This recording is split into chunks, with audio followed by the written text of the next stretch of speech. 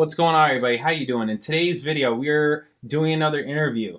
This is Stone Temple Pilots, and this is from 1994. So their Purple album came out in 94, and that is a massive, massive album for them. This is a favorite album of mine, especially at the time. Huge, huge, huge, huge, huge, huge. So we're going to check out this interview. It's not that long. We're going to check it out. If you're new here, please subscribe. Check out my videos, all kinds of videos, reaction videos, bass videos, music videos. Check it out. If you like the channel, you want to support the channel, you can hit super thanks underneath this video. You can hit me direct in the description. I got PayPal, Cash App, Venmo, Amazon wishlist, mailing address, and I do donation requests. So if there's something you want us to watch, listen to, talk about, hit us up direct, PayPal, Cash App, Venmo, and in the notes section, leave a link, leave a description, let us know what you want the video to be on. We'll make the video. You can also email me at jpanreadsemail@gmail.com. Thank you. All right, let's do this. Stone Temple Pilots interview, 1994, London. Bam. You're out after dark on the beat. Now these guys are no stranger to this programme. No, not these guys. I'm talking about these guys over here. Scott and Eric from the Stone Temple Pilots. Third time we've had you on the programme.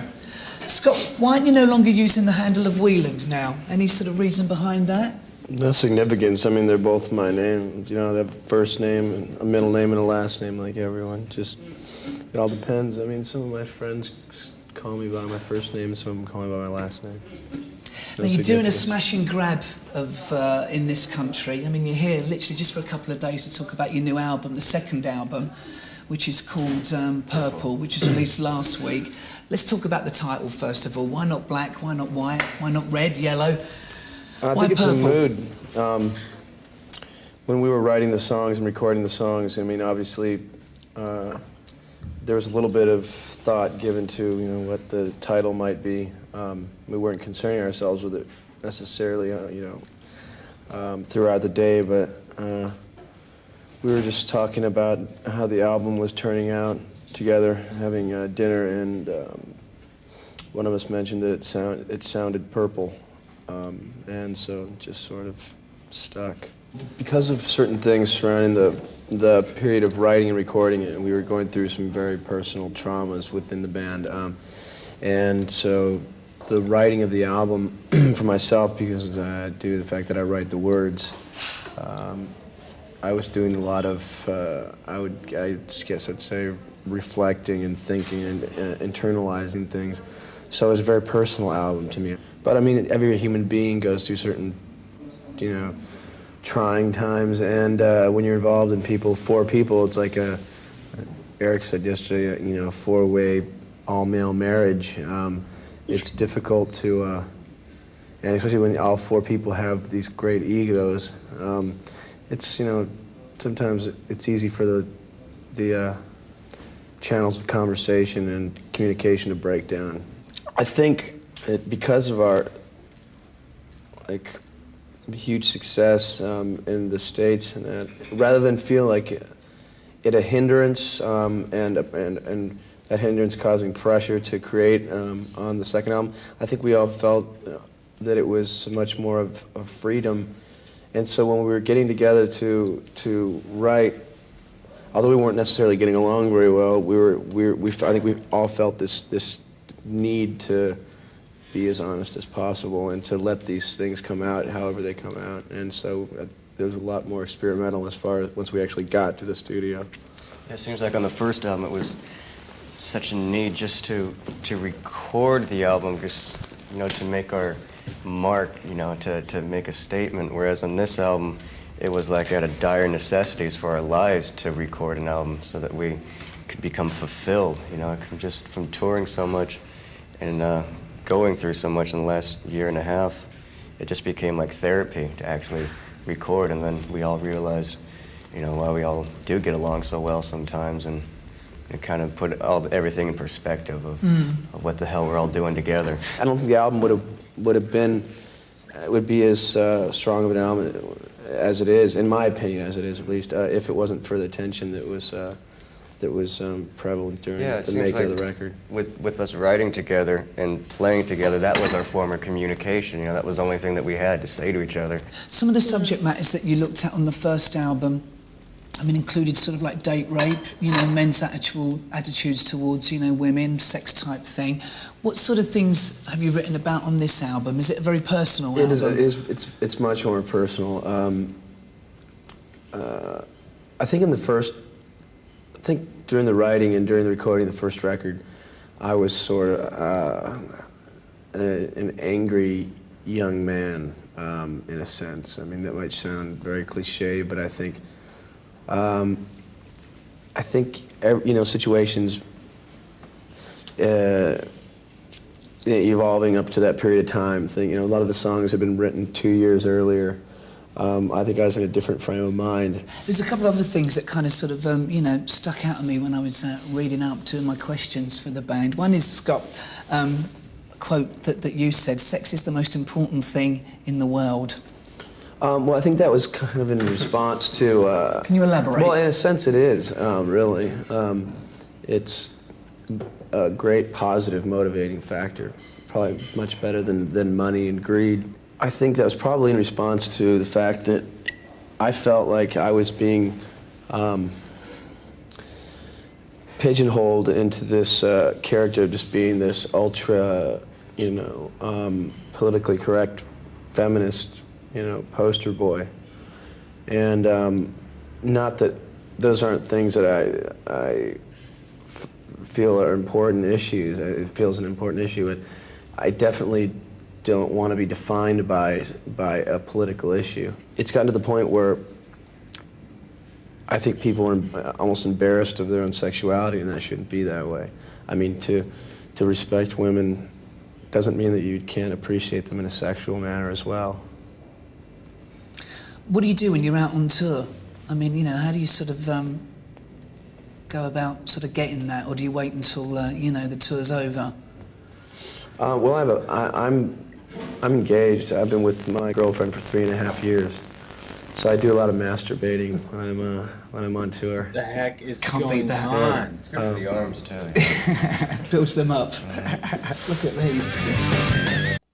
That was weird. That was weird. Yeah, I didn't understand what was going. Like, yeah, when he started talking about like the titles from the first album, and then he's saying that he's like some kind of like feminist or whatever. I'm just like, wait a minute, what? I don't definitions. I think that Wait a minute, I what? think that the term feminist back then, Okay. 30 years ago, Sure. is different than now. Uh, So, you know, right. interesting. Okay. It's always interesting to me, like, to see people, generally artists, when they have so much success, but then, like, they're, like, they don't have, like, zero professionalism in interviews. Mm. Like, their body language, their, you know, Mhm. it's just, like, it's like you don't care to be in the interview. Yeah, it's You know, because it's, they're like, artists. annoying. Right? You know, like, the body language is weird, you know, they Mhm. don't really want to talk about it. Yeah, and I know that it's artists. Yeah. I totally understand Also, that. you could be like on drugs, you know, like. No, yeah, I Right, understand. oh, I totally understand that. But you couldn't do that with any other, like, kind of job. Right. If you were, like, you know, if your job was, like, literally anything else outside of, like, some kind of, like, you know, creative art form, you would have to, like, sit up nice. You'd have to, like, answer professionally. Mhm. You'd have to be polite, you know. Yeah. Dress nicely, you know. I feel like a lot of that is also kind of left to some degree in the music industry. I think so, in too. some areas. I mean, I remember reading or hearing an interview with Vinnie Paul, right, the drummer for Pantera, where he was talking about how it's not fun anymore. You know, I mean, they were a big... Because they're, like, big on press now even more than they were before, because now, like, social media is a thing, right? Is that what you're saying? No, he's just saying that, like, yeah, it's like it's not as tolerated anymore. Like, they were a big party band. They used to drink and just destroy shit and be crazy, wild people and just make this incredible music. And now it's like it's all this clean, you know. It's Yeah, more you clean. have to act clean now. Yeah. Because this clip, if this was happened now, everyone would have seen it on your phone so Yeah. fast. But You know. That's not to say Like, that there's oh, not... look, he talked about he was masturbating a lot. You know, it would be on TikTok real quick. That's not to say that those things are still not there. You know? I think it's just maybe different now. I think that everything that any celebrity does is ultra magnified now than it was before. Before, it was like, I think, you know, back then you could be like, you know, people would listen to your music and not really know that much about you because the information wasn't like how it is now. You could find out person's height so quickly. And they think that you they could know find you out based on your music. You could find out Right. where they live. You could find out like, oh, like what, you know, political affiliation they have. Everything, anything you want to know about any celebrity, you could find out really fast, like right now. And so I think their behavior now is more magnified, and you can't say or do the wrong thing now. But back then, you could, you know, slouch. You could talk about how you just masturbate all the time. You could, you know, smoke a cigarette in a restaurant. I think that I've also said this in a video that it, you know, it may have been better that way in terms of the mystique of music and bands and things like that. That's kind of not there anymore. It's not like who are these people? Wow, you know, there's like people have these like they create these ideas and these dreams, and some of that is weird and awkward and, you know, like just kind of strange. But other times it makes you want to. It inspires. I feel like that's kind of missing from. It's just different now. Yeah. It's super different now because now like the inspiration is more like I just want to be super popular and have tons of money and have this things, or like I just want everybody to love me and have like just other. It's like different kinds of things where I feel like Pantera was just trying to, just as my example, was just trying to like make and play great music in front of all, you know, like, and have a great time, and everybody have a great time. And anybody that has seen those clips of Dimebag Darrell knows that he's obviously like the sweetest guy in the world, you know? It's just, he liked to drink, you know, but he was super nice to everybody, right? So anyways, whatever. Sorry. Kind of went on a weird tangent, I guess, huh? No. I mean, I kind of did too. Yeah. Yeah. I mean, I just think that like nowadays, like celebrities and stuff like have to act a certain way, but also at the same time, artists can not act professional, a little bit less professional, and get away with it because, oh, well, they're an artist, you know, they're you know, they can be wacky, you know. Yeah, like right now, like any musician doing an interview, like if they say the wrong thing, they can be canceled like right then, right?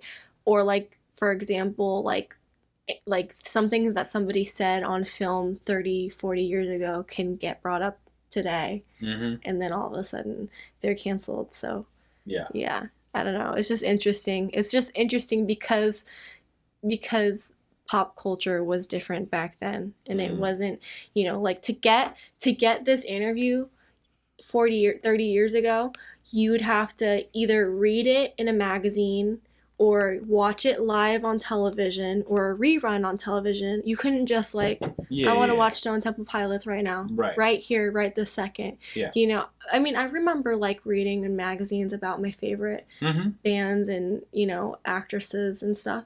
You know, and that was the only way you would like learn about them, you know? Right. Yeah. Yes. So yeah, it's just so interesting to see that. Definitely cool. It's definitely cool. I mean, the good stuff about it, this interview was mostly just them talking about the album, which there wasn't even really. It was mostly a weird interview. There wasn't. It was a that weird much. Interview. There wasn't even that much of that kind of talk. I know a lot of it. Like we've seen another interview recently where. It was when we watched Queen. The interview, like the journalist was just like asking weird questions, you know, like, you know, it's, you know, yeah, it's half of it is the person answering the question, but it's the person directing the conversation, right? You know, if they're not doing a good job, then not going to get that much interesting information. Yeah. Mm-hmm. The best one was the last question when he basically just asked, so how do you get sex I guess on tour? Insane. That was crazy. I didn't think he was going to ask that. Yeah, so. All right. Yeah, awesome. All right, guys. Thank you very much. Catch you in the next video. Bye.